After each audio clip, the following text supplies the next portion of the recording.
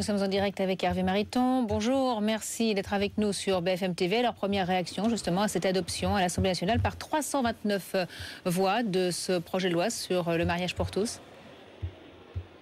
Je suis contre le projet, je suis donc évidemment déçu qu'il soit voté. En même temps, je constate que l'EMP a été remarquablement rassemblé, non pas par la discipline, mais simplement par la conviction.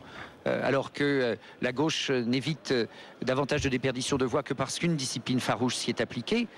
Nous avons maintenant un travail à poursuivre, ça n'est pas la fin de l'histoire, le combat continue, la possibilité d'enclencher la mécanique du référendum d'initiative populaire au Sénat dès le 28 février. Je souhaite que cela fonctionne. Puis la discussion au Sénat au début du mois d'avril, puis peut-être un retour à l'Assemblée.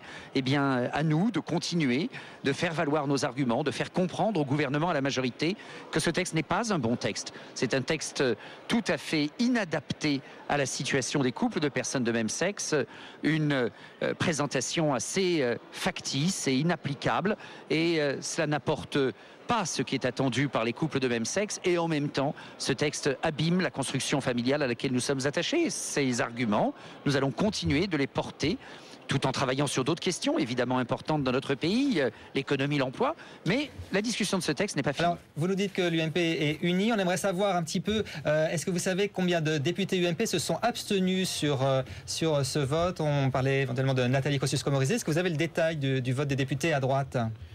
Oui, je viens de regarder. Il y a moins d'une dizaine d'abstentions à droite et moins d'une demi-douzaine, à dire vrai.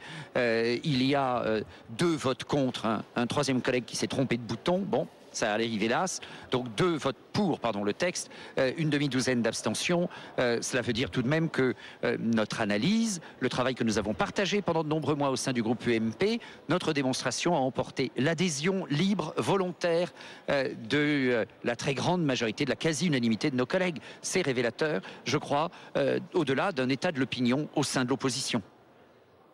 Merci beaucoup. Oui. Pardon, j'avais une dernière question si vous permettez. Mais comment vous voyez la suite au-delà de ce texte-là, la prochaine étape et ce texte de loi sur la famille que le gouvernement souhaite engager, souhaite vous présenter avant la fin de l'année, avec dans ce texte la procréation médicalement assistée. Quelle conclusion tirez-vous de ce débat qui vient de s'achever? Est-ce que vous pensez que vous aurez les moyens de vous opposer, de créer une majorité opposée à ce texte sur la famille et instituant la procréation médicalement assistée? La réponse est oui.